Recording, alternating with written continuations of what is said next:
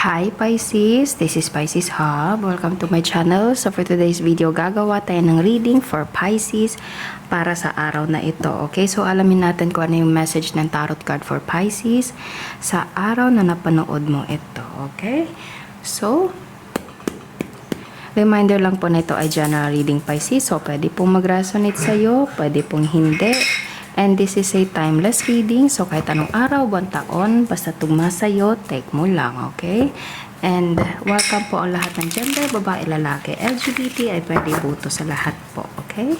So, kahit sino, kahit kinino, kahit kailan mo ito napanood, basta tugma sa'yo, mag-resonate, take lang, okay? So, alamin natin kung ano yung messages, mensahe, gabay for Pisces, o yung mga taong nagdidili kay Pisces na nanonood ngayon, okay? Alamin natin kung ano yung message ng tarot cards for Pisces sa araw na ito. Any messages po for Pisces sa araw na ito? Mga gabay mensahe, mga posibleng mangyari for Pisces sa araw na ito.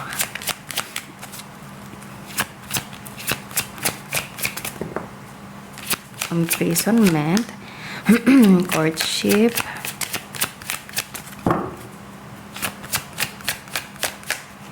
there's overthinking Pisces about love, expectation, there's a pressure.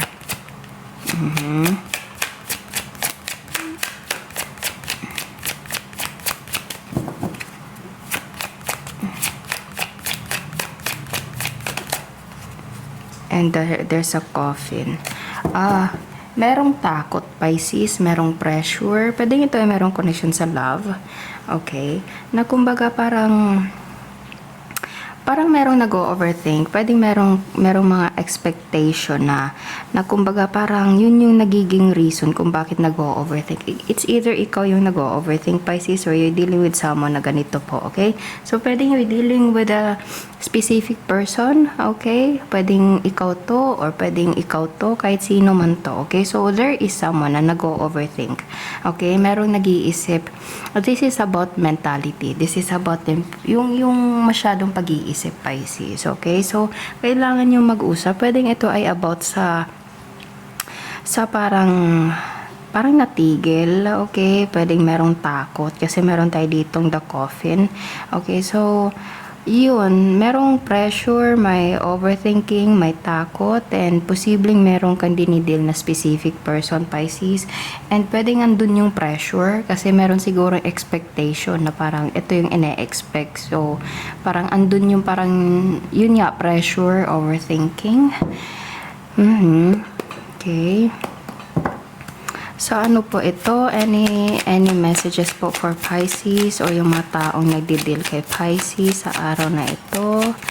Mga gabay mensahe. Ayun. There's a 3 of Cups. Reunion, gathering. Ano pa? Any messages po for Pisces sa araw na ito? Mga gabay mensahe, 9 of Wands. Yeah, merong pag-overthink talaga, Pisces, sa ano na ito. Pwede you're dealing with a specific person or yung mga taong the hangman. Yeah, parang, yun nga, parang hindi pa makapag-decide. And merong pressure dito, Pisces. Pwedeng nape-pressure ka, nape-pressure siya sa the Empress. There's a feminine energy right here. Okay, so pwede you're dealing with a feminine energy, Pisces, or you're the feminine energy, and pwede merong pagtatagpo, pagkikita-kita, okay? So, there is someone na you're dealing. It's either you're dealing with a specific person, which is the Empress, or you're the Empress, Pisces. And, yeah, meron talagang pag-overthink, okay? Merong pag-iisip ng malalim, kasi meron tayo ditong 9 of Wands. And then, there's the Hangman. Hindi alam kung ano yung gagawin. Hindi alam kung ano yung mga bagay na kumbaga this reading is all about thinking, Pisces. This reading is all about yung parang kung ano yung pressure sa kung ano man yung connection mo sa taong ito or sa mga taong ito, Pisces. There's a Three of Cups. Ayan, no? Merong gathering, pagtitipon-tipon, kasiyahan, okay? Pero, it's either you're invited for this one, okay? Or pwede ding hindi, Pisces. And yun nga, parang nag-overthink ka na ganito, ganyan, okay? Parang, yun nga, parang more on isip itong kung ano man ito. And pwedeng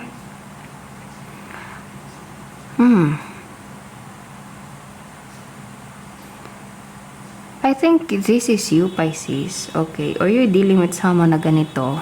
Kilala mo naman siguro kung sino ito. Na kumbaga, itong taong to or ikaw is parang minsan nag-overflow yung sobrang pag-iisip mo, Pisces, okay?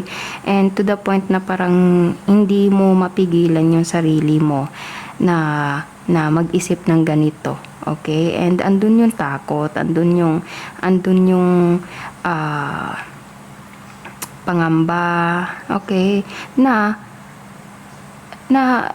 kung iisipin mo, sa isip, I mean, puro isip talaga to eh. So, kung iisipin mo, Pisces, nasa ano mo lang to, parang isipan. Okay, so I think, kung ikaw man to, I think you should know to handle your emotion. Kasi konektado din siya sa emotion on how you think, Pisces, ano? Or you need to tell this person to, kumbaga, anong tawag nito? I-reassure mo siya, kumbaga, iano mo siya na okay lang, wag kang ganito, wag kang ma-pressure, everything's okay, magiging maayos din, relax ka lang, pwede pong ganun, okay? So, pwedeng you're dealing with a specific person na grabe kung mag-isip, yun, and kung makapag-isip siya, kung ganun yung ginagawa niya, parang hindi niya maano na, kumbaga, nararamdaman niya yung takot, Pisces, kasi meron tayo ditong coffin and at the same time meron tayo ditong the hangman. So parang sa sobrang pag-iisip, hindi na alam ko na yung gagawin, Pisces. Okay, so pwedeng ikaw to or pwedeng you're dealing with someone na ganito. So kung meron ka mang ganitong kakilala, Pisces, just try to tawag nito, pakalmahin mo siya, like andyan ka and magiging maayos or maayos lahat, wag ka mag-overthink, okay? Maganda, relax ka lang. Relax lang kasi everything is okay, everything will be okay. Okay? So, pwedeng, anything na dito, pwedeng merong party, tapos pwedeng isa ka sa ma-invite or pwedeng hindi ka invited, and ganun yung nararamdaman, which is tawag nito, parang normal lang naman na makaramdam ng ganun po, okay? So, or pwedeng merong pagkikita-kita and yun nga, parang andun yung kaba sa pagtatagpong ito. Pwede din pong ganun, okay? Kahit anong scenarios na nandito, basta ganong klaseng pag-iisip, ganong klaseng nararamdaman ng taong to or ikaw, Pisces, okay? So, just relax lang, wag masyadong mag-overthink, enjoy yung buhay, okay? Maging masaya, try to choose to be happy. Always choose to be happy, Pisces. Or you should try to tell this person na relax ka lang, just enjoy the life, okay? Piliing maging masaya, okay? So, pwedeng you're dealing with a water sign, Pisces, Cancer, Scorpio, and fire sign, Aries, Leo, Sagittarius. Tapos meron tayo ditong feminine energy. Okay, so yun po ang ating reading for Pisces sa araw na ito. Naway nagustuhan nyo po. Huwag nyo po sana kalimutan na mag-like at mag-subscribe po sa ating channel and click the bell button para ma-notify po kayo sa next videos na i-upload natin. Okay, so thank you, Pisces, and God bless.